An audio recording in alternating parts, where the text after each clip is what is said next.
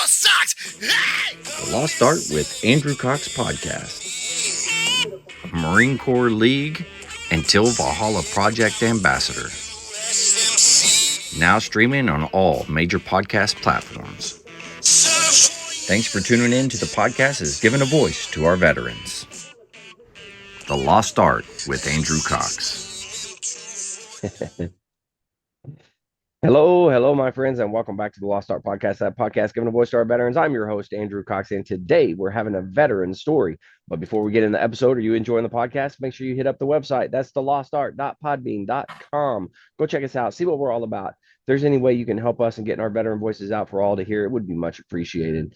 Also, a big shout out to the Till Valhalla Project out there doing amazing work. If you don't know anything about that amazing organization, go to their website. That's tillvalhallaproject.com. And for all of the Marines that are out there, those FMF sailors, there's a place for you once you get out. That's right. It's the Marine Corps League. You should join up, get our numbers up, and let's help that Marine Corps League and the veteran service organizations that are out there.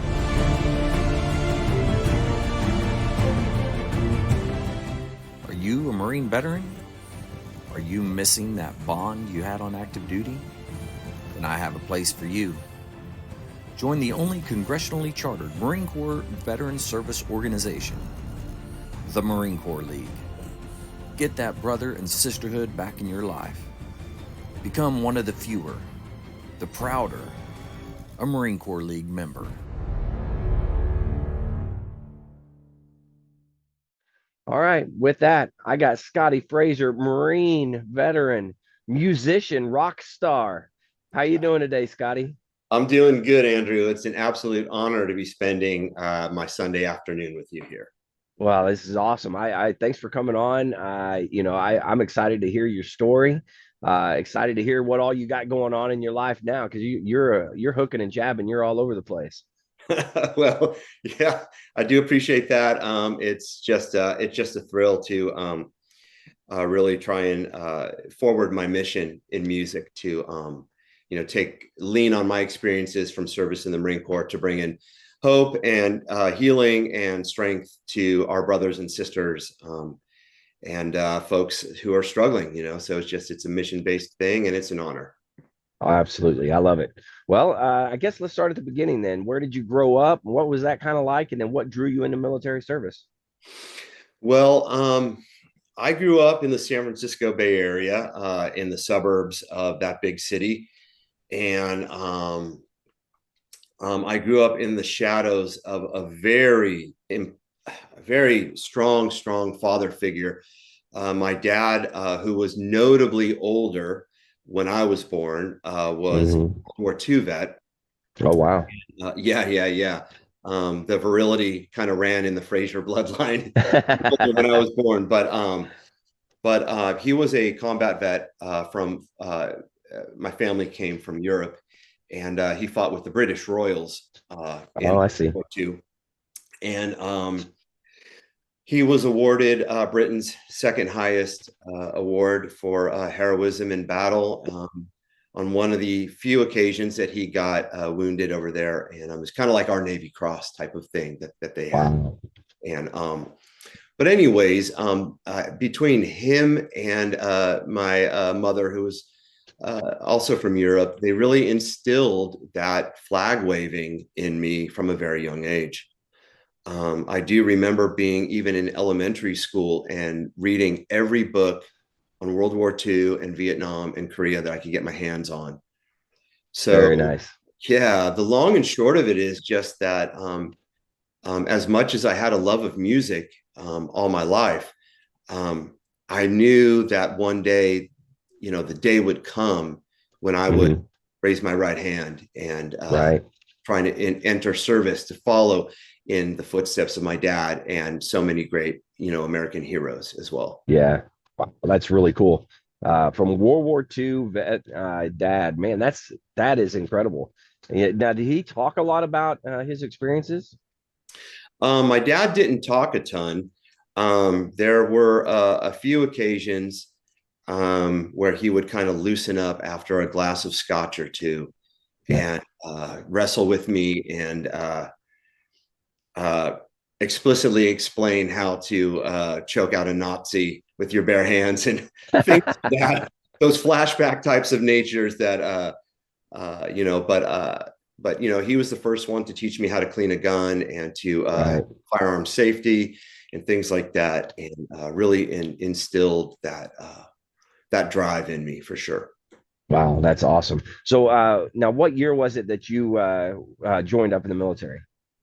So I joined in 1993, Okay. and I shipped to boot camp in January of 1994. Got And it. I stayed in for a decade and got out in 2004, which was after my combat tour in the Iraq invasion. Right. Okay. Wow. All right. Well, tell me, leading up to you're getting ready to go to boot camp and everything, tell me about that, and how did your family react to it? You going into the military and things. So, Um, well, at about that time, my dad had passed by that time, and so I had still had my mom, and mom was thrilled. So nice.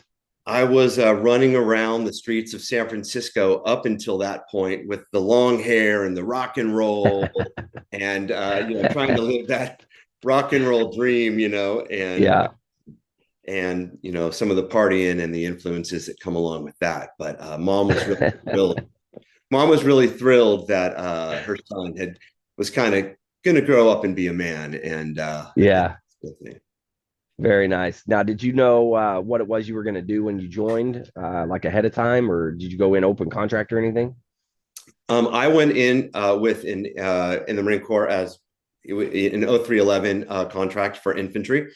Okay. Um, I wanted to be the guy in the mud, charging, kicking in the doors, and Yeah.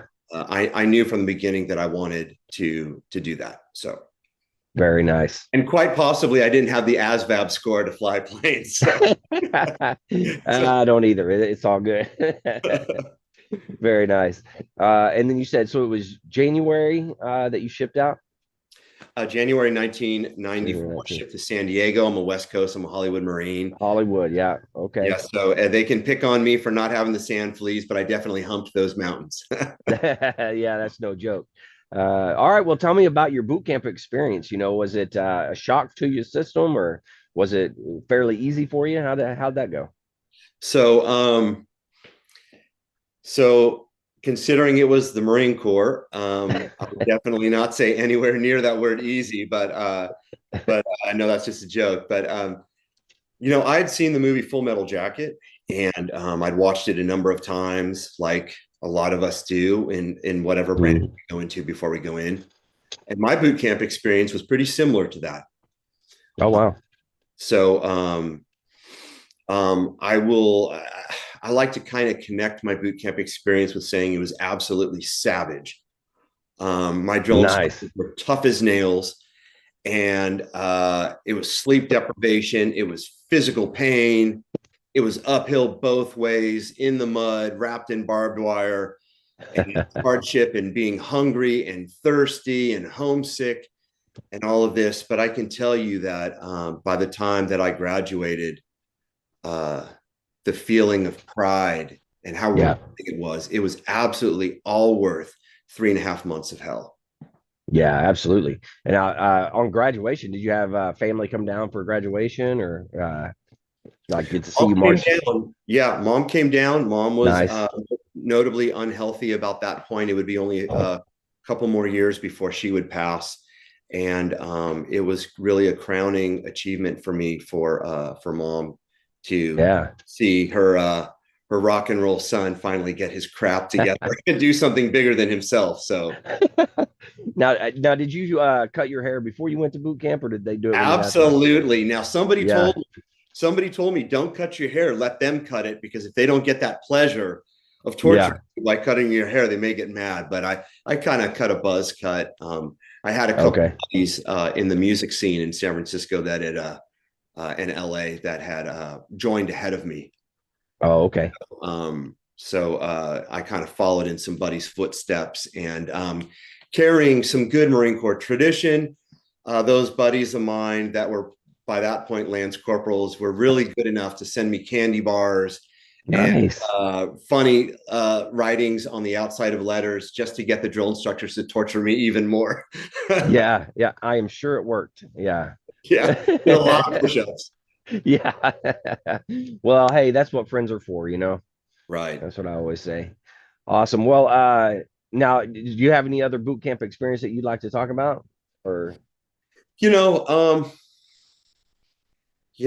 just that, it kind of, my boot camp experience kind of takes me back to kind of how I came into this world, small and scrawny, underweight, unhealthy.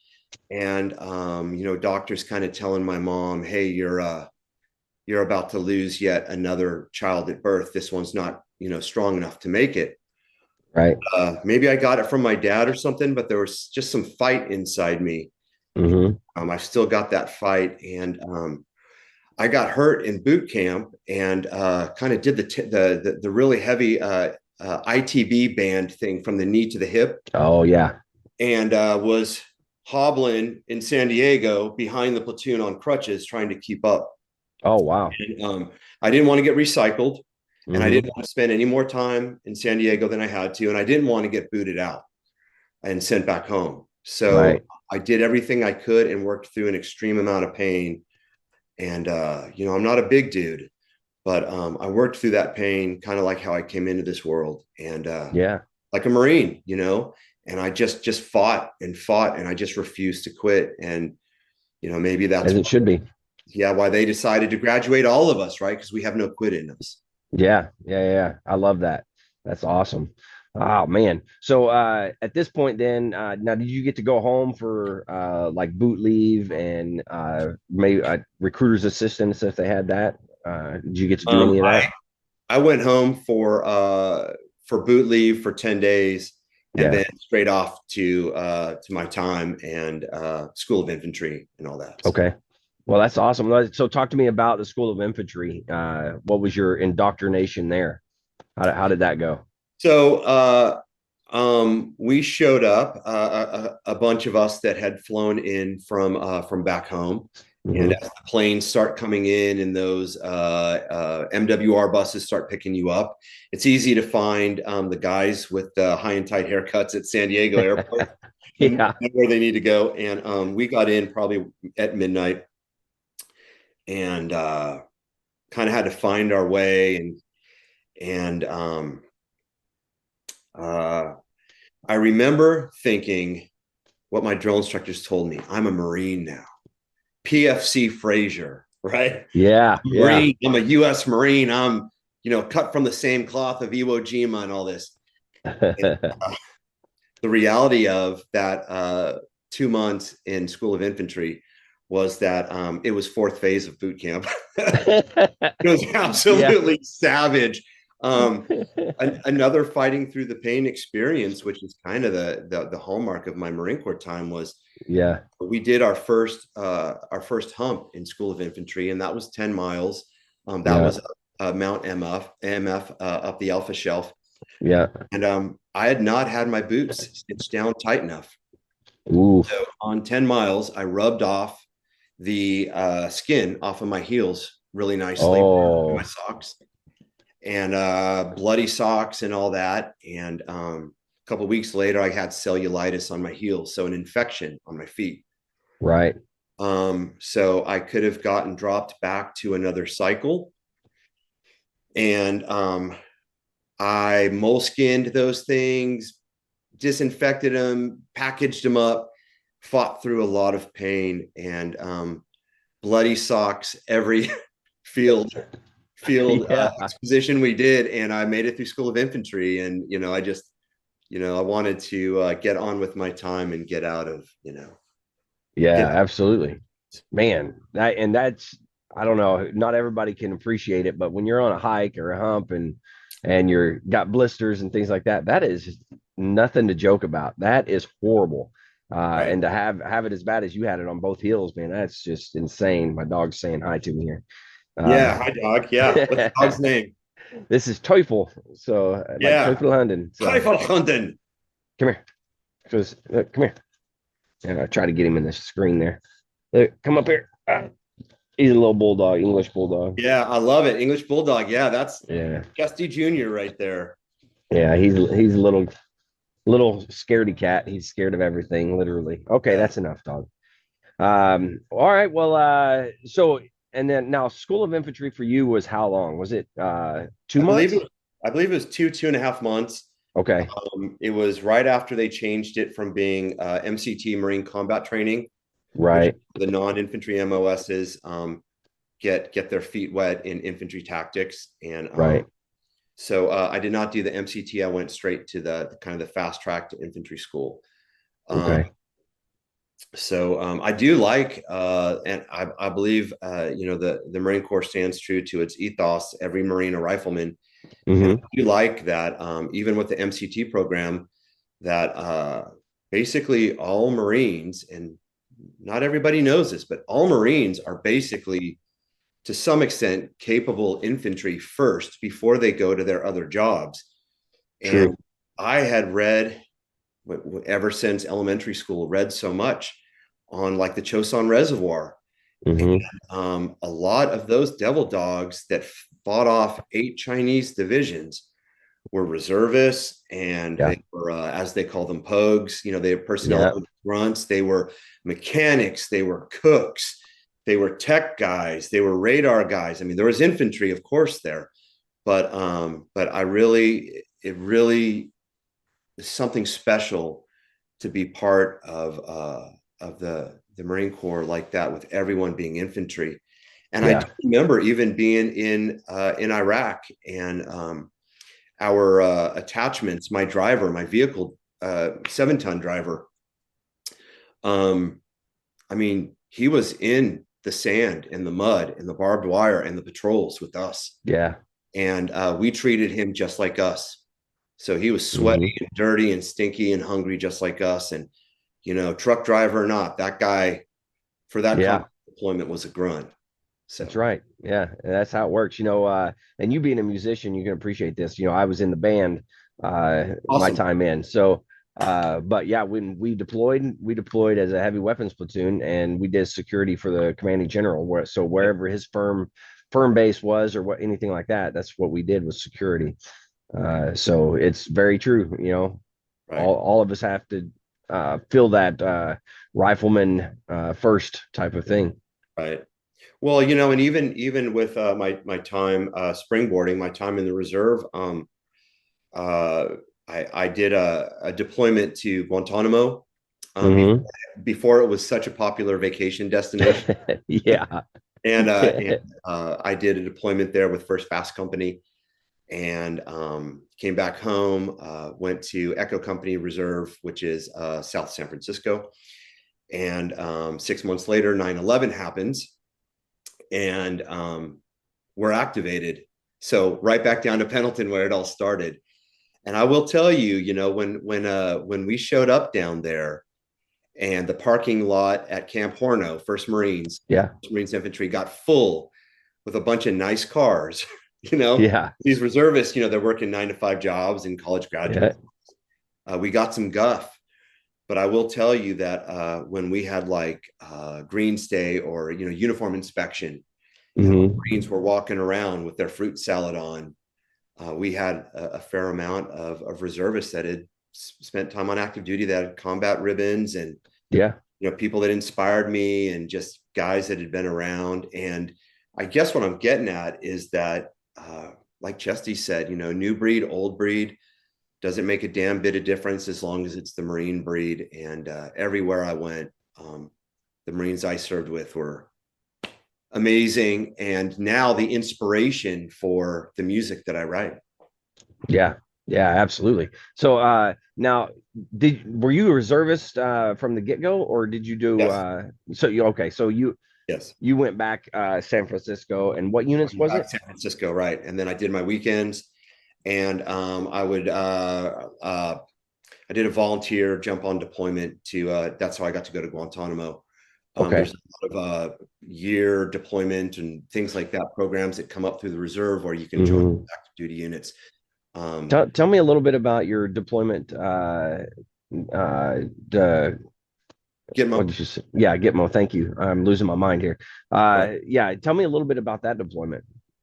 So, yeah, that was, one of my stints to the active duty side, and that including my work up to Iraq, time in Iraq, and coming back home and staying on active duty a little while longer to split my time between, reserve and active duty. But I went to Virginia to train. You had to qualify with Hmm. FAST company, Fleet Yeah, Anti-Terrorism yeah, yeah. Security Teams, for those who don't know. And I mean, that's a feather in the cap. That's an Yeah. elite unit. And we trained in anti-terrorism. It would be the second time that I would train on a Navy SEAL base, which was pretty cool. We got to go to Dam Neck, where a SEAL Team C Yeah. is, and got shot up with those rubber bullets in their tire house, Yeah. mainly by other Marines. Yeah, yeah, But yeah. we did that cycle and qualified. I guess they called it BSG, or Basic Security Guard. Okay. It wasn't the full length of the MSG, Marine Security Guard School. So Right. qualified to travel as a platoon to go to take over the security at Guantanamo. We are getting on the plane, and we're about to, so we train in Virginia, at Norfolk, Virginia, at Camp Allen, Mhm. Fast Company. And we're about to land on the leeward side at Guantanamo. It's a very tight turn it's got to make to avoid going over the fence line, because those communist Cubans will take pock shots at the plane, Oh, shoot. and they will take pock shots across the fence line as well when you're there. And so one of the engines had gone out, so we couldn't make that turn safely. So Oh, we went no. to Miami, and this is how the then Corporal Fraser was with his Marines. They all wanted to go out into town and Yeah. chase girls and beer. I took one for the team, and I said, hey, look, I'll stay at billeting, and y'all just be here at the hotel in the lobby at formation, good to go to the plane at 05. Yeah. And long story short, my Marines went out and had a great time. They were all responsible. They were all at formation. Very Take nice. some of the beads, the Mardi Gras type beads off of them, Yeah. and they were all two sheets to the wind. But you know, At Marines are least no, they all made it back. yeah. So we land at Guantanamo. We relieve another platoon of First Fast Company, and we started doing the fence line security and living out, patrolling the minefields, and Hmm. doing fence line duty, looking at them across the fence line while they're looking at you. Um, Wow. as a Like California, how close in proximity are you? well, there are, I believe, 34. Some viewers may correct me if I'm wrong. I think 34 towers, and Hmm. at that point, we occupied about 12 of those towers. We kept 12 of those manned, and kind of every few towers. Some of them Right. looking 100 feet away, Wow. across a fence line and no man's land minefields.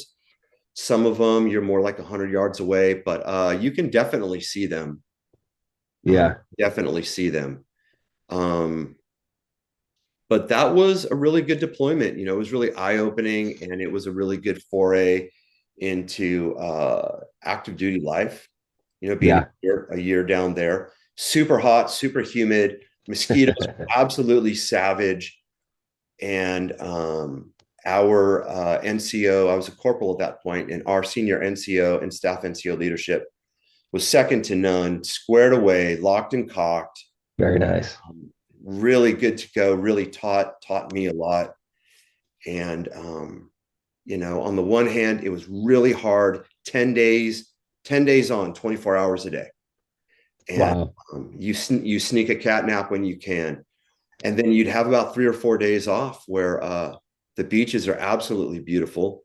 The Yeah. water's clear. If you can avoid the hammerhead sharks, Oh, it's a great place to go have a barbecue and swim and that kind of yeah. thing. So Wow, very cool. And you did a full year down there. Yes. And a rock and roll story at Guantanamo, my first Oh, time okay. playing internationally, they had this section of Guantanamo when you had we would switch. A Uh-huh. couple squads would be on duty and a couple squads would be off and that sort of thing.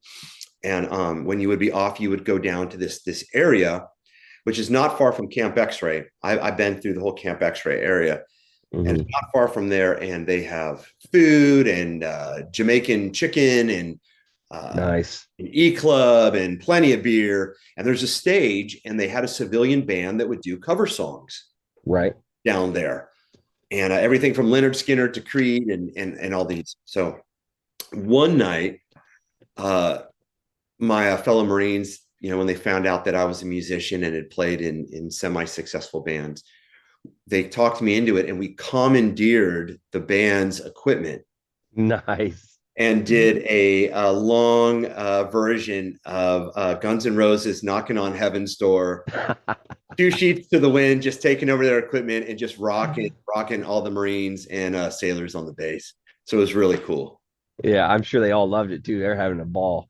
Yeah, yeah, watching their Jarhead brothers go up there, Yeah, you know. that's awesome. Wow. So you were already in the rock and roll scene before well, I guess probably before you went to boot camp, huh? Absolutely, yeah. Yeah. I had played in fairly successful bands, and in San Francisco I've toured from San Diego up to Seattle and everywhere in Mhm. between a number of times, even into my teens. And you know, when I was in my early 20s, I joined late, like 23. Um, my dream as a kid had always been to be a rock star Right. or to be a Marine specifically. So the rock star thing had kind of run its course. Hmm. It was time for that next challenge. Yeah, So very nice. So you do 1 year at Gitmo, then you do you go back to San Francisco? we went back to San Francisco, and I think it was 6 months later, 9/11 happened. Okay. Now, where And were you at when 9/11 happened? Do you remember? I was working for a painting contractor in a Target store that was just being built in South San Francisco, and all the TVs were all over the TV section where I was Yeah. working, building this store, and it came on TV. I was doing the midnight shift, and it came on Oh, at wow. 6 o'clock our time, 8 o'clock New York Hmm. time, and the first thing I did when I got home was call the recruiting station, you Yeah. know, and was Sergeant Fraser by that point, and I just said, "Hey, Staff Sergeant, I'm reporting. I'm good to go. I'll have all my gear good to go." And they said, start making the phone calls to the Marines in your squad, getting them squared away, Yeah. ready to go. Holy cow. Now, and you said you at that point you went with them on the invasion into Iraq, correct? Yes. So this Okay. is 2001 at that point, Hmm. and this is really interesting. This is the most I've delved into this part of the story on a podcast in a while. So thank Yeah, you for asking all this. that's Um, all good. so for 2002, we went down to Horno. We were Hmm. augmented into First Marines. Okay. So that was our command, and they augmented our whole battalion. The 23rd Marine Regiment was augmented in there. Oh, I see. Second Battalion, 23rd Marine Regiment, our battalion. So, Got it. and we trained for a year, you know, Hmm. just the part of the First Marines, and humped miles and miles and miles, and competed with all the active duty units, and held our own pretty well. We had a lot of active duty senior NCOs Yeah. and all that. And we trained for a year. And at the end of that year, they said, "Gents, it looks like we're not going to Iraq to go get Saddam." And there was a great disappointment throughout our entire battalion, because we're Yeah. Marines. We only exist for Yeah. a reason. We want to go to war. We want to play in the Super Bowl, Yeah. right? It's a great analogy. Yeah. So they sent the students home to go register for school and get back to their lives and all that. Mm-hmm. And then the Marine Corps, 2 days later, call them all back. We're going. And now we're leaving in 3 days. So Oh my gosh. I had to call everybody up. They were reservists. They were active duty for a year. They're reservists again. They're back and forth. Yeah. And the long and short of it is we headed to Kuwait on a plane in early February of 2003 to go train in the desert at Camp Coyote, close to the border, and get prepared to cross into Iraq on D-Day for the invasion with the 1st Marines with Regimental Combat Team 1. Oh, wow. R61. Okay. Wow. So let's see. So you're there how long before the departure into Iraq, or they're going over the border? We were there for about a month. A It was month. Okay. cold. It was absolutely freezing cold. And it was savage. There were straddle trenches. There was nowhere to wash your hands. Yeah. Duty Marine Corps field experience, right? Uh-huh. And over some time before we got called to go in, I got a really nice case of dysentery. Oh, very nice. Yeah. And that was going through the camp, and was put into the quarantine tent that they called the death tent. And was so sick. I mean, it was so gross, so sick. You can't clean yourself. You're doing whatever everywhere, and puking at both ends. Oh my God. So sick that my corpsman would have to come to the death tent and put my head on his lap and pour little canteen cups of water because I was too weak to take care of myself. Wow. Drag me to the portalets when we had portalets, relieve myself, and that every hour on the hour. So holy cow. I was so sick. I remember the night I got really sick. It's not a really glamorous battle story. So sick. They were basically in the medical tent. They're like, we don't know if this one's going to make it through the night. Oh my God. Crapping myself, and now I'm going to die, and I didn't even get to go to war. But I made it through. I scrapped it. Oh my gosh. Yeah, that's no joke. Especially being in a combat environment, right? You're getting ready to go, and now it's coming out of both ends and just feeling horrible. Right. And I remember when I started getting sick, and I jumped out of our squad tent, and I'm puking, and I got my rifle, and I'm in my long john, forget what they were called, but and I'm on the pot in the portalet, and then the alarm for scud attack comes in. Oh no. And there's obviously some officer in the portalet next to me saying, hey, devil dog, I know you're getting sick, but you got to put your gas mask on. You got to don and clear. Oh no. I would have just drowned it in my own puke. Yeah. So that's crazy. I took my chances with the gas. I didn't die. We didn't get hit. And but I lived through that. So kind of a long-winded story, but I lived through that. Those are the things that not everybody really talks about. And you don't really understand that those types of things happen when you're in combat. Right. And it's things that people need to know about, Yeah, skin diseases and athlete's foot that cuts all the way to the bone, and I mean, just stuff, just surviving the elements. Yeah, very true. Wow. So tell me a little bit about your time with RCT-1 and movement into Iraq. So I believe it was March 19th. I think we crossed the border on the 20th. And we get the call in the morning, 4 o'clock in the morning. Gunny's going around, rustling us all up.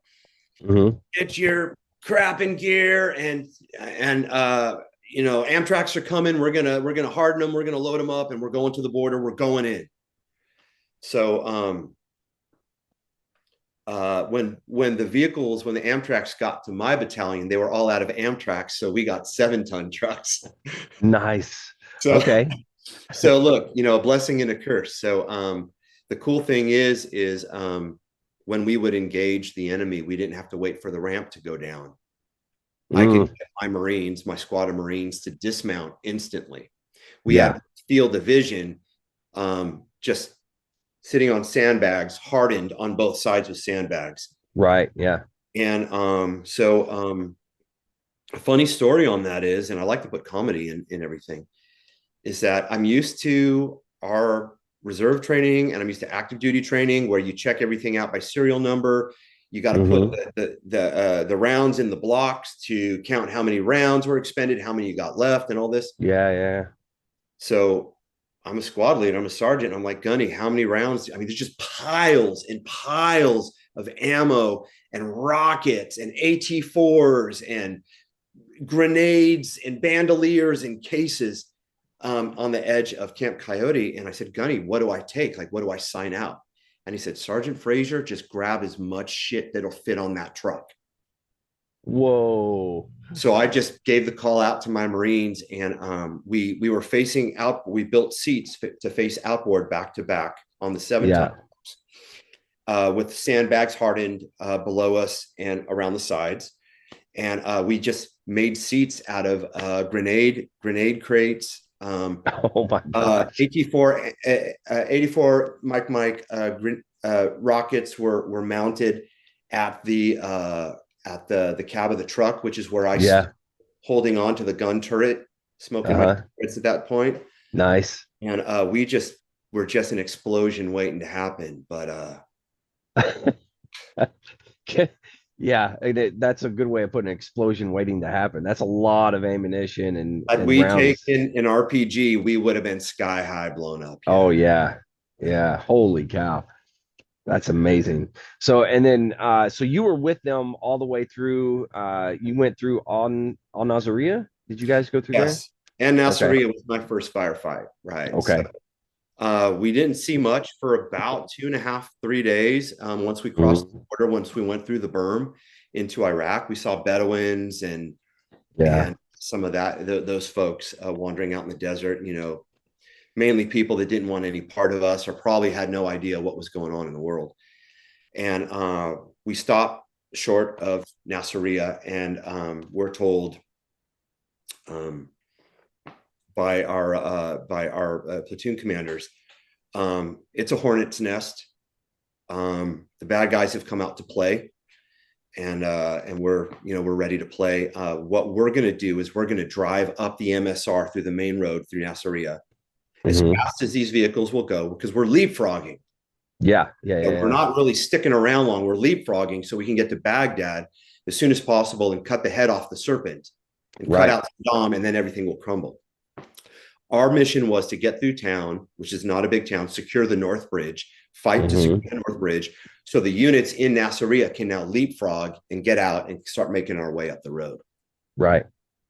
What I remember was we're barreling through the south part of the town. All of a sudden, all the brakes get slammed on. And we're right in the kill zone, all of our trucks, right in the kill zone, and the MSR. And there's Amtraks that have been hit by rockets, blown out. The graphics and the heartbreak, what I saw, inside those, everything's on fire, vehicles blown up, right? Death and destruction everywhere, and there's buildings all on the all on the side of the berm road where we're at. Right. And, I remember thinking, I'll give you some more comedy. Well, if it isn't bad enough already, now we're getting swarmed by bees. And I thought we were getting swarmed by bees, and it was rounds coming at us. Oh, no kidding. So it took me a while to figure that out, couple seconds. But I thought we were being swarmed by bees because I'd never had that many rounds come in my direction. Yeah. And I mean, it has to be a lot of rounds to make it sound like bees, Yes. I mean, there were Marines on the ground. There were bad guys on the ground. The units like 3-1 and the units that had gone ahead of us in their 2-1 were already 1-4. Were already making their way down alleyways. And, I stood up and I gave an ADRAC, alert, direction, range. And and gave the command, and we started firing, and we started, engaging the enemy and returning fire, and fought our way through. Later, as we moved up through, started units on the ground and dismounting and going through buildings and things like that. But that was mainly a day for us, and it was absolutely savage. That was my first of what would be many times of being shot at Right. in my time in Iraq. Yeah. Then, that first time of hearing rounds, seeing destruction, those types of things, first time you see it, Right. that's a defining moment in somebody's life, Absolutely. Absolutely. Yeah. And, on my part, it was nothing, any kind of heroic or anything or badassery. It was just, my training that they'd trained us for so long. My training, whether it was at an infantry squad leaders course at Pendleton or training with the reserve unit or our active duty training, I just kicked in. Yeah. And you go on autopilot and you just do what you got to do, and you're not thinking of anything else but employing your rifle squad and making sure that you take care of your Marines. Yeah. And I think the Marine Corps does a fantastic job of preparing individuals for combat, to a certain extent that it becomes second nature, like you were talking about. And you just go through the steps that you knew or were taught, and it's just a second nature now. And you go and no hesitation at that point. Right. And I feel that's probably wide across Marine Corps, across MOSs, that all have those experiences, in training, and whether it's combined arms exercise at 29 Palms or what have you. But, yeah. Yeah, so that was Nasiriyah, and it was absolutely savage, and it was eye-opening. And we made it through. We secured that North Bridge, and we pushed enemy units back. So our RCT-1 units, when their time came, could start peeling off and going through that serpentine, and getting up to the next city to fight. And that was you said it took about a day total, right? It was the better part of that first day of that first firefight. Holy cow. And then at that point, you guys continue to push north. What was the next kind of big things that you ran into? Well, my combat action ribbon citation says that the same thing for all of the Marines I served with in 2nd Battalion, 23rd Marines, and I'm sure it's definitely 1st Marine Regiment wide, that we were in numerous firefights on the way up. But we would drive. It seemed like a couple days, and that log train was going 10 miles an hour. So, and if you had to make a head call, go to the bathroom, you hung it off the back of the vehicle. Yeah. Vehicle didn't stop for you. Number one, number two, whatever you got to do, we're moving. Yeah. And we'd drive for a couple days, and then we'd go through these towns, and some of the locals would come out to cheer us on. I remember them throwing cigarette vehicles, Really? And because we were there to chase the bad guys out. Yeah.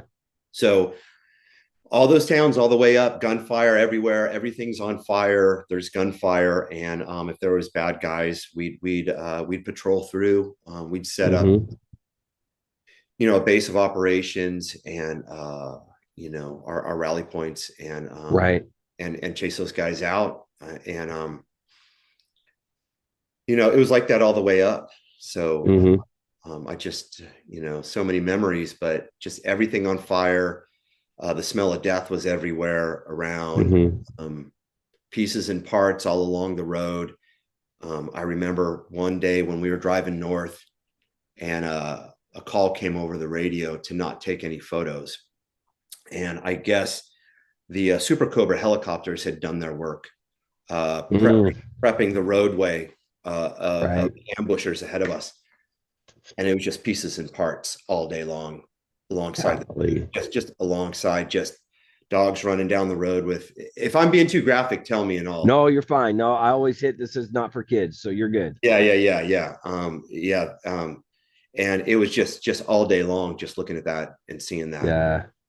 Um, but yeah, it was pretty much like that all the way up.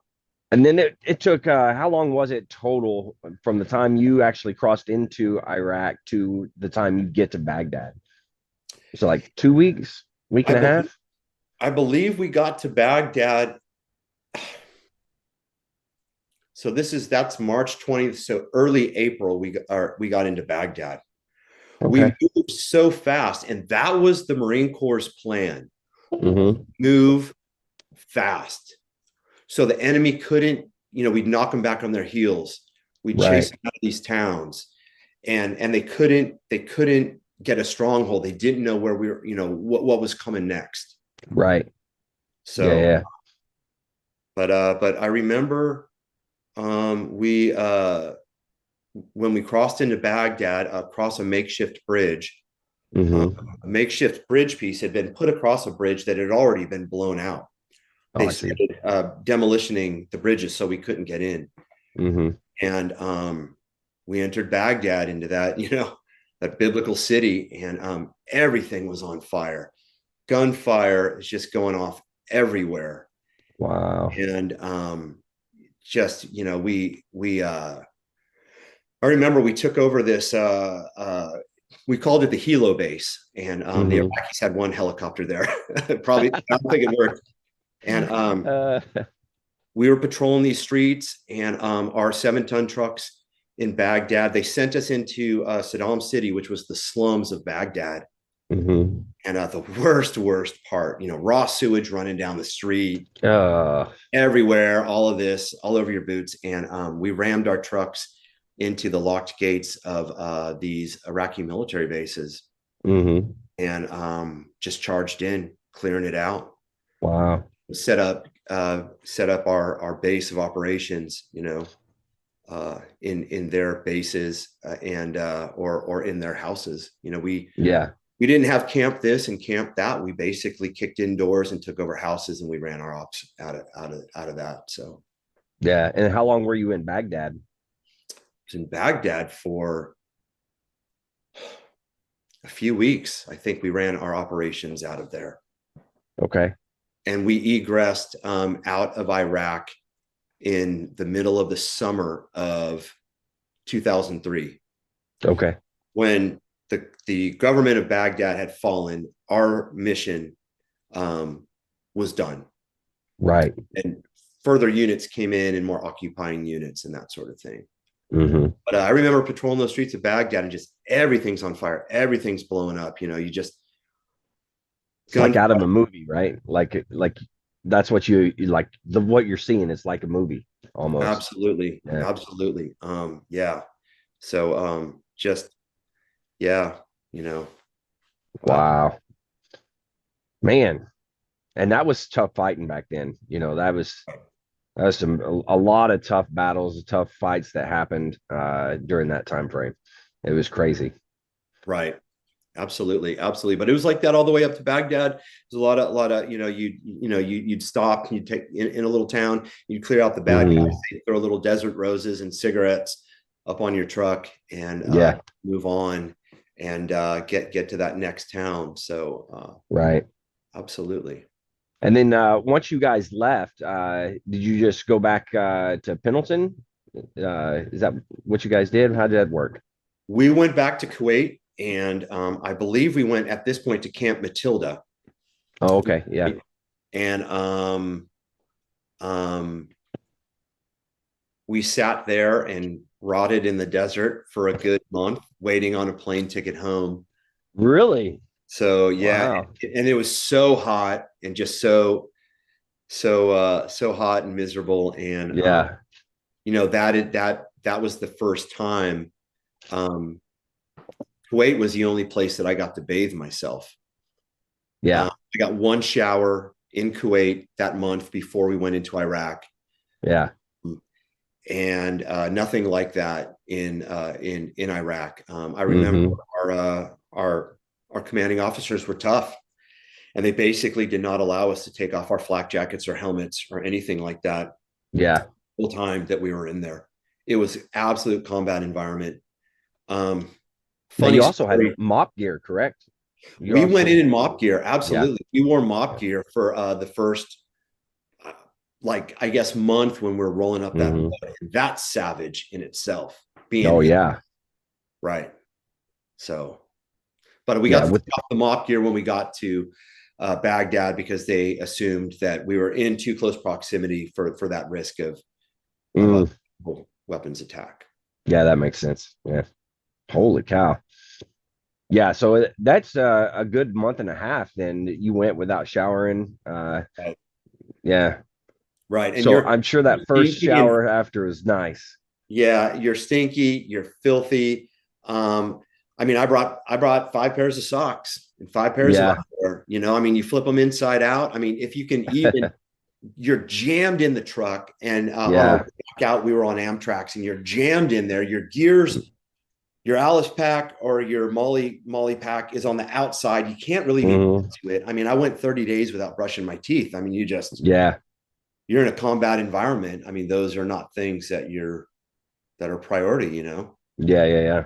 So I Very true. remember we fought so fast, the whole First Marines, we fought so fast and so hard that when we got about halfway up, a call came over my radio, and night was setting in. We were going to stop for the night and dig in, and they said, "Hey, squad leaders, if your Marines have not eaten their last MRE, do not eat it. Like, save it, save water, because we're so far ahead of our supply train. We don't know when we're getting resupplied." Holy moly. Right. So there was quite a bit of time where we were living on very little food. And Mhm. um, if I can shift gears and give some accolades to my fellow Marines that I served with, Yeah. um, there was so much human suffering and starvation on the streets of all those Hmm. cities in Iraq.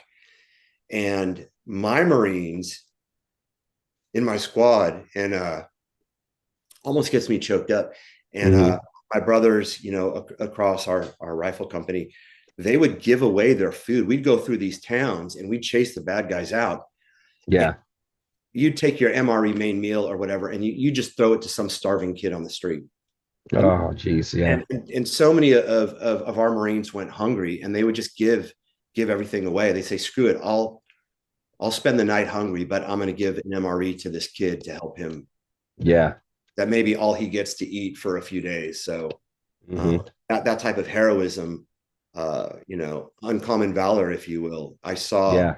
across the First Marines on a regular basis. Yeah. And that's incredible. And that those types of stories like that don't need to be missed, and they need to be highlighted for everybody, because that is the type of individuals that we have in the military, that are going out there and fighting for the country, or fighting for whatever's happening around the world. Those are the type of individuals that are out there doing it. Right. I remember being in Baghdad, and on that note, and my unit got tasked with going into schools, Hmm. hacking into schools, because Saddam thought that would be a good place to hide all of their weapons and their guns and their equipment. And he kicked all the kids out of school and would just stack the RPG rockets up to the ceiling in the classrooms. Wow. So we would go in there, and we would take over these schools, and we would hire some of the locals to shuttle this stuff out to our trucks, where EOD Hmm. would take it down the road and dispose of it. Right. And I saw Marines in the middle of Baghdad with gunfire going off all around us, and we're loading out all these Iraqi munitions, and they're playing soccer with the kids in the street, No kidding. just like just being good to people, just being good to the Yeah. kids. So Wow, that's incredible. yeah, so I saw across Echo Company some really, really good kind-heartedness, soldierly virtue of our Hmm. Marines towards towards the non-combatant Iraqi people. Right. Yeah. I Yeah. can't sing their accolades enough. Yeah. Hmm. On the to shift that gear, to go from being shot at to engaging Oh the yeah. kicking in a door to now giving your food away to a kid or playing soccer with him, putting a smile on his face, that kind of thing. Mm-hmm. Yeah, it's incredible to be able to, and you're talking young, we're a lot of times 17, 18-year olds, right? Right. Being able to flip that switch, Right. not an easy thing to do. Even combat veterans, have issues doing it sometimes. Right. But It's well trained challenging. enough to be able to do those things. Right. Yeah, I remember my squad was standing guard on a girls' school in somewhere in Baghdad, and we were doing our shift in the day, and it was like the circus came to town, so all the locals that didn't want to fight, they'd come and they wanted to see the Americans, and they're trying to find out where to get food, where to get water. Saddam had left all kinds of little pop mines, little ribbon mines, all through the grounds of the school that we had to kind of tiptoe through. Kids were getting shrapnel in their legs from these mines through Baghdad, and they'd, our Marines were helping with that. But these people would come and they asked for the senior man, and one of them, Omar was his name, spoke really good English. He brought me up as the sergeant, the squad leader, and he had a container of RC cola and a container of orange soda. They're Nice. all warm, but it's sealed, closed. Yeah.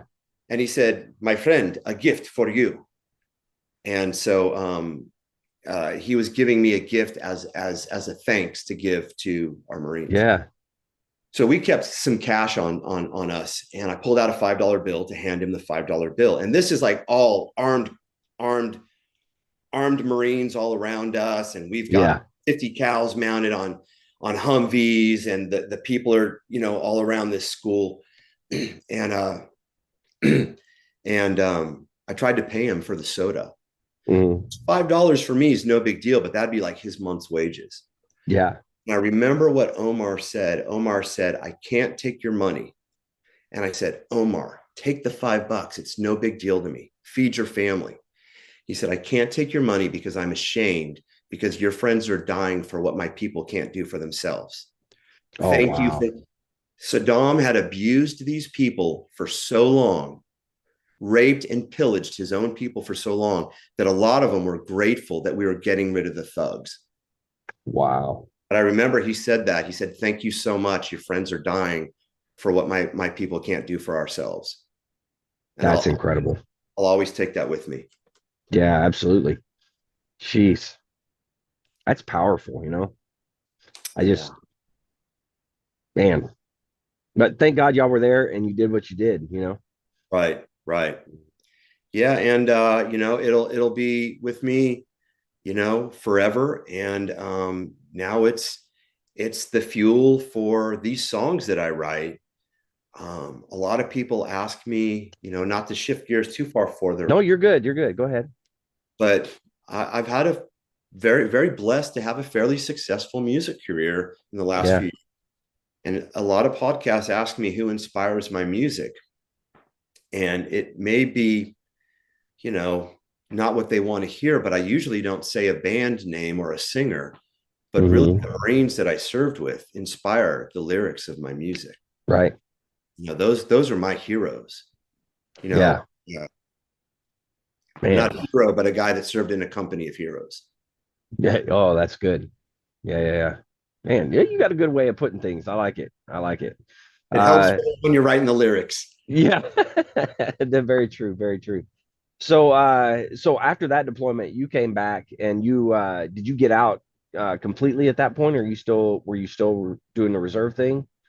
How did that work?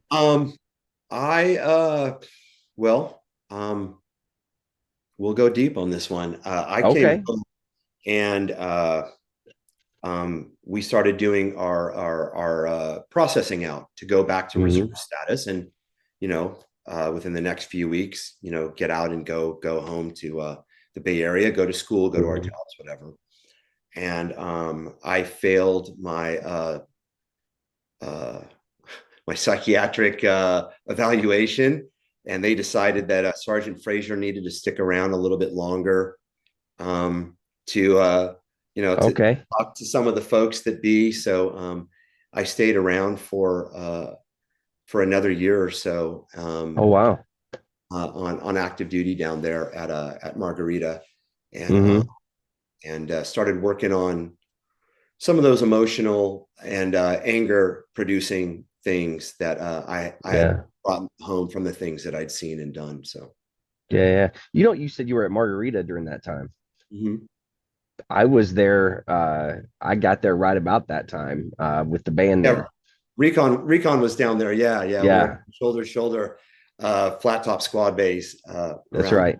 where first Recon was. Yeah. Now, have you been down to Margaritaville recently? They rebuilt the division headquarters there. I have not.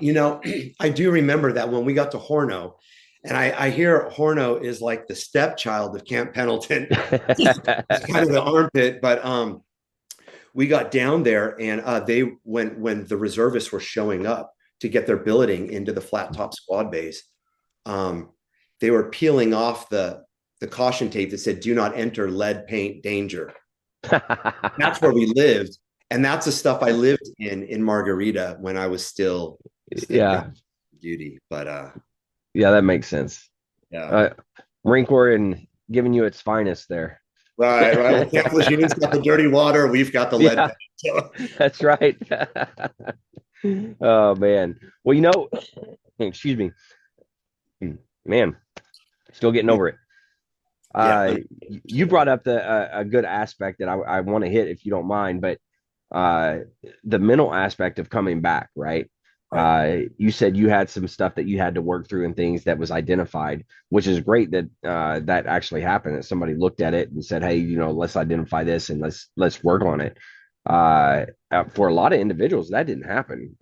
So uh, I don't know if they just didn't tell the truth on their stuff or what. I'm not sure, but Well, I noticed some depression, honestly, to be transparent. I noticed some depression settling in when we got back to Kuwait when we were waiting on our plane ticket home. mhm.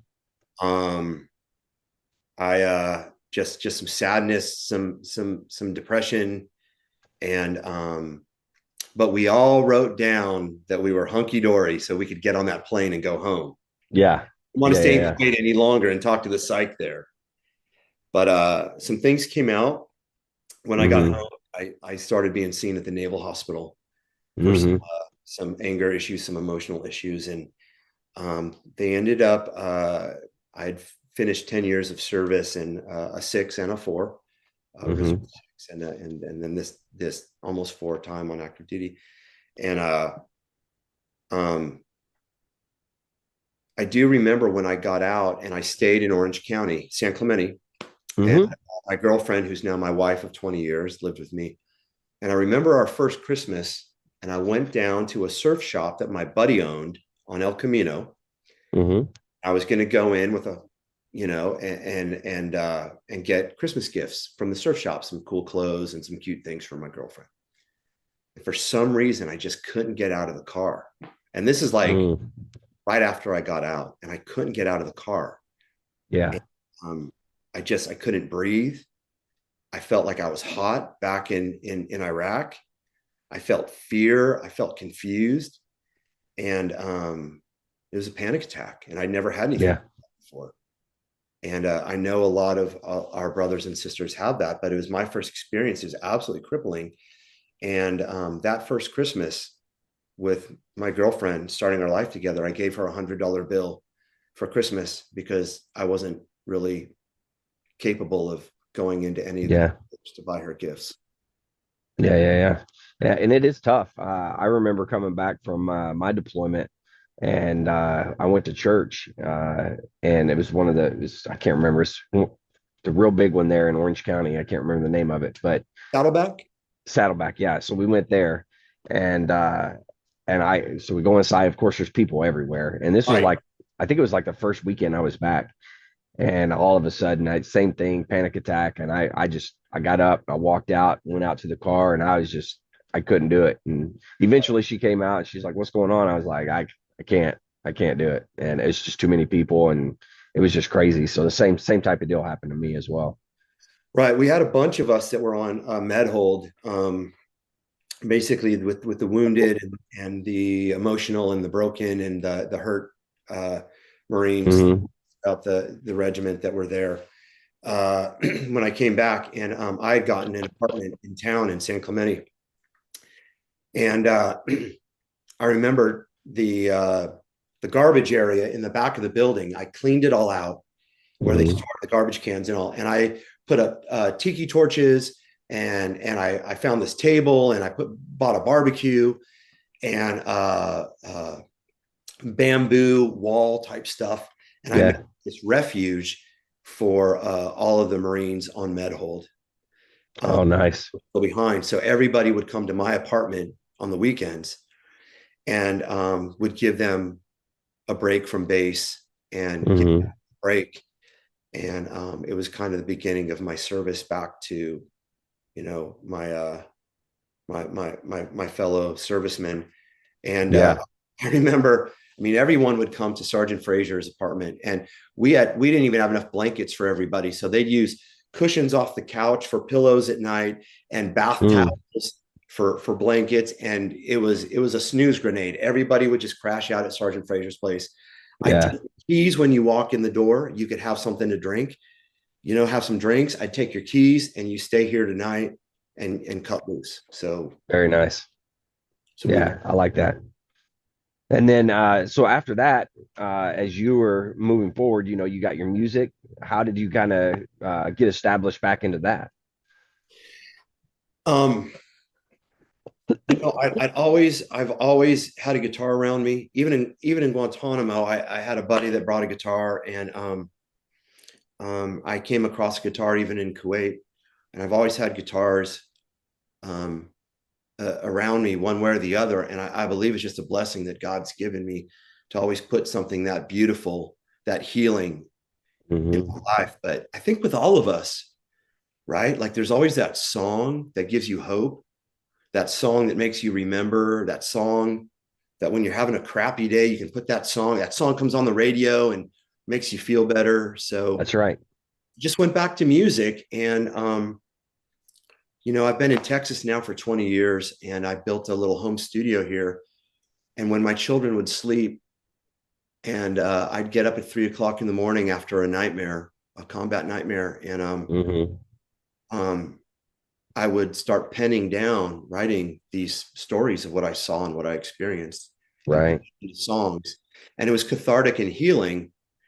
And I was very blessed to be taken under the wing of a Grammy nominated music producer with a studio here in Houston.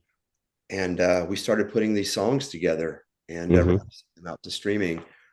And the long and short of it is that at all my shows, there's always a veteran or someone that comes up to me, someone that says, "Hey, man, that song gives me hope. That song's positive. Wow. That song gives me hope to go another day." And Yeah. that's exactly why I do what I do now. Yeah, absolutely. And now, how often are you out performing and things like that? Through the last couple of years, between podcasts and concert performances and some USO stuff, I do 30 to 40 events a year. Nice. Okay. So pretty Yeah. busy. I've recently gotten connected with the USO here in Texas, so I do some of their events. I've got to play for the troops down on the border last year, and Very cool. at an Air Force base here in Houston, and Hmm. stuff like that. So Very nice. Wow. And then yeah, how many albums do you have?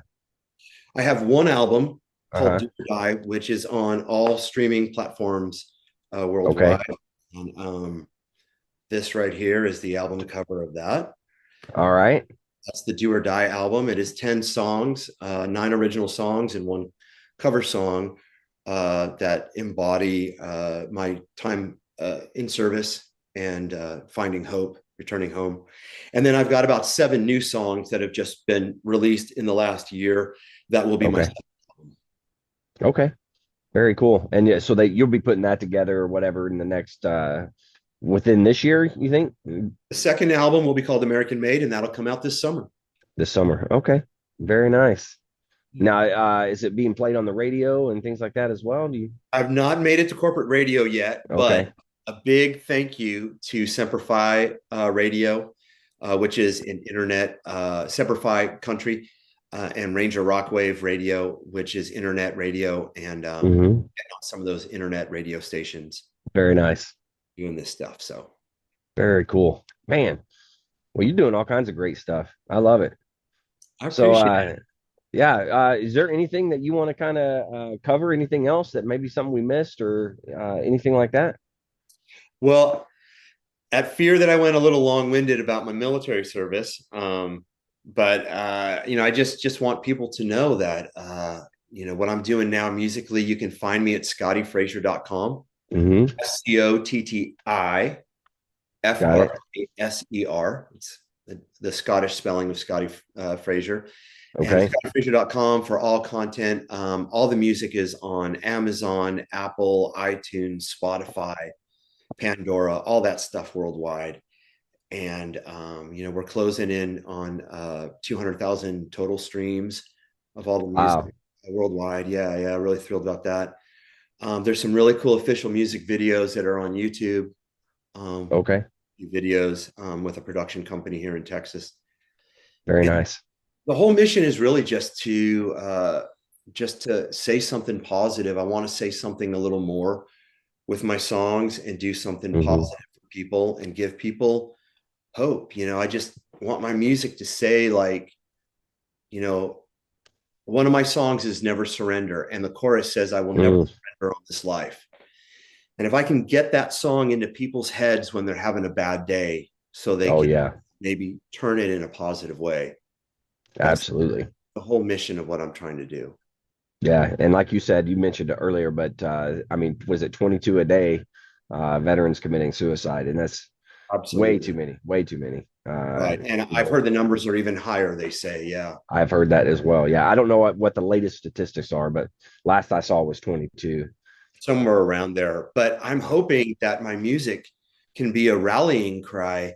Like, I mean, I'll tell your viewers, like if you're having a rough day and you're having a tough time making it, um, maybe put on one of these songs and hopefully it can bring you hope and strength to carry on another day. I like to tell people that if you feel you can't make it through another day and you excuse me, and you want to see strength, Hmm. just go look in the mirror, because the person looking back at you in the mirror has a 100% rating of surviving the bad days. You know what I'm saying? Mm. Yeah, that's good. So be proud of yourself. You matter, and everyone's story matters. And I just want people to know that.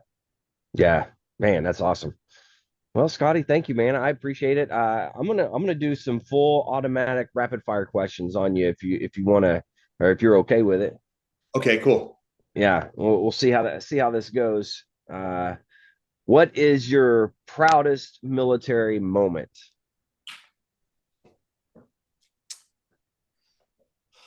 Wow. Um, Proudest military moment. I mean, there's just so many. Yeah. Um, there was one time before we crossed into Baghdad where we went into the attack. Got the word over the radio. We're going into the attack, Mhm. and it was pitch black, night vision goggles. Baghdad's erupting in fire, and we had a Marine go missing in the melee, in the chaos, and he was one of mine, and and at the captain's direction, I saddled up a 5-man fire team to go back and find him. And we went through the night. We got buzzed by our own helicopters. We were in enemy territory, surrounded by bad guys, and we got him, and we got our guy back. Oh, very nice. Carried him back to the safe house, and got him all taken care of, and he's still alive today. So the details of that Marine going down and missing isn't what matters to me. What matters is that one of our own was brought back home. So, Yeah, absolutely. and I chalked that all up to those Marines and that corpsman that were with me on that patrol. Hmm. So everybody was like it's a little bit of a suicide mission. We're going back in unsecured territory. Yeah. Uh, if we got to go down fighting, we're bringing this guy back, and we Yeah. did. Yeah. So it's Very something that nice. sticks with me a long time, and I'm very, very proud of it. Yeah. Oh, I love it. That's great. All right. Let's see. What is your most embarrassing military moment? Probably getting sick out of both ends, Yeah. Portalet, in a Scud chemical attack by the border in Camp Coyote, Yeah, where that's a good all I one. had was like dirty long johns, my Kevlar, and my rifle, and that was probably. That's pretty good. All right. If you could change one thing in the military, what would it be? Hmm. From my service or from military wide? Yeah, it doesn't matter. Your Okay. choice. Um, I would most definitely, and this is something I rail about on quite a bit, I would pay our military better. Mm, I'm very cautious with this explanation here, but I'm going to say that we've got a little bit of a disconnect with uh, people that make millions of dollars hmm. in our society, and and our military who risk life and limb and their minds and their bodies and are paid basically welfare wages. Yeah. Something I feel very, very strong about. I think that so I think what I'm getting at, and Yeah. being cautious. I mean, I got my favorite football team and basketball team and all that too.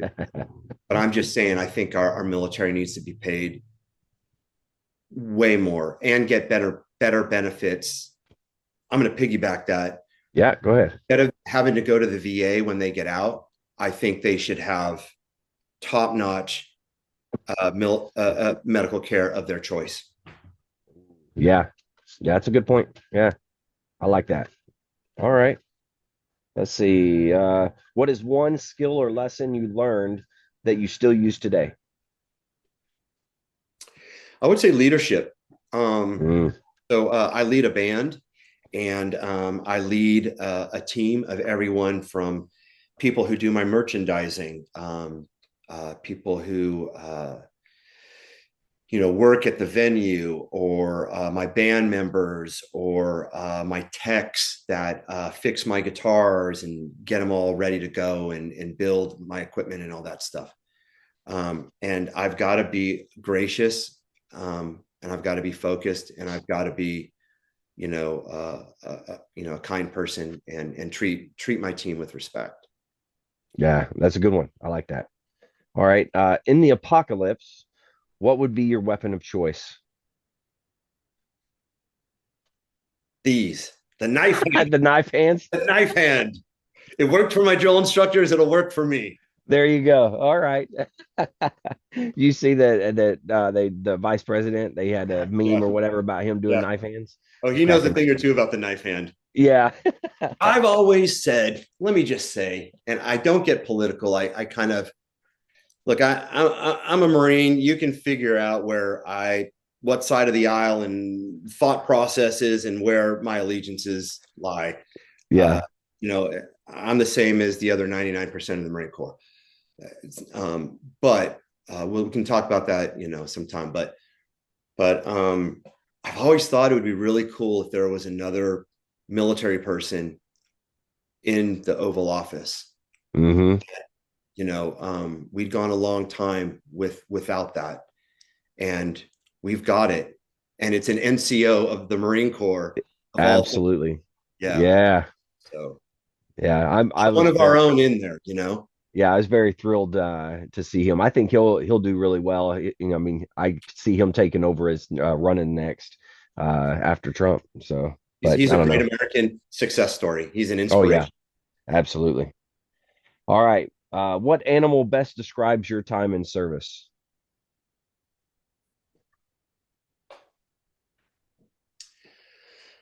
Um, maybe maybe the ferret, because they're they're nasty little creatures and they're sneaky and survivalist. Maybe a cockroach, because they're hard to kill. You just can't kill them. Maybe I'm more Yeah, like yeah. through I all the like it. disease and the dysentery and the dirt. I still thrive. I love it. I love it. All right. Now this one and the next one should be easy for you. But which branch of the military has the sexiest uniforms? I've often said, my friend, that the Marine Corps dress blues is one of the top leading causes of pregnancy worldwide. That's good. All right. And what branch of service is the best? Yeah, you. Look, I have absolute total respect for all the branches. As you know, I'm a veteran. We all rose our right hand, and mortars land inside air bases, and Hmm. too. But I'm very, very proud of the Marine Corps. I'm all tattooed up here. My biggest Yeah. tattoo is on my chest. I have the Eagle, Globe, and Anchor on my entire. Oh, nice. Yeah, And yeah, I remember when they tattooed that on, and they said, "I'm going to give you a tattoo to make bullets bounce off your chest." And yeah. been under a bit of gunfire, so maybe it worked. Yeah, there you go. I like it. Man, that's awesome. All right. Last question. Knowing what you know now, would you do it all over again? In a heartbeat. Very In a nice. heartbeat. Yeah. Yeah. To serve alongside those Marines I served with, I'm in contact with a lot of them. I've heard of the evils of social media, but hey, look, through social media platforms, I keep in contact with a lot of my brothers that I served with. Hmm. Um, you know, those are the people that inspire this album I did, and what will be my second album coming out in summer. Those if you want to know who I walked amongst giants, Hmm. and they're my heroes, and I see them every night in my dreams, and their photos are plastered all over my fridge. The first thing I see in the morning is my Marines that I served with, and I stop, and before I pour my coffee, I pray for them and say, God, just please bless these guys today. Uh, you know, That's awesome. so would do it all in a heartbeat, just to be around. I mean, it was a rough bunch, you know. We were hard on each other, very hard on each Yeah, other, yeah, yeah. but I'm just a guy that was blessed to be around a group of heroes. Yeah, absolutely. Well, hey, we're coming to an end here. Do you have any words of wisdom or anything you want to leave the listeners with? You know, I just am very moved by situations of human suffering, from just the human suffering I saw in war, and it changed me forever. From seeing wounded people to seeing starving, to seeing hurting people, and I have a heart for the downtrodden and the beaten down. Like Johnny Cash, I wear all black on my performances because I'm in mourning for those we lost and for those who suffer. Mm, And I mean, my words of wisdom, if it's even wisdom, is like, just keep fighting. If you're watching this, you matter. You're important. Your story matters, and the world's a better place with you in it. So we have more, just just stay in the fight. Don't quit. Never surrender. You're important. I love it. Scotty, thanks for coming on and doing this. Much appreciated. It's been great having this conversation and hearing your story. It was an absolute honor, and I appreciate you taking an interest in letting me tell my story, and the inspiration of the brothers that I served with. Absolutely. All right. To all the listeners out there, if you're struggling, need help, anything like that, don't forget the VA does have some great resources. You can always dial 988, press option one. You can always text 838-255, or you can go to veteranscrisisline.net and click on the chat icon. Any of those options will put you in contact with somebody that can help you out. But remember, One veteran life lost is one too many. I care about you. I know Scotti cares about you. The whole veteran community cares about you. So please reach out for help. And if you're out there, you're not struggling, reach out to the buddies you serve with. Ask them how they're doing. If they need that helping hand, please give it to them. All right, Scotti, one last time. Thank you. I appreciate it. To all the listeners out there, stay motivated. Change your socks. Government said they make a man out of me.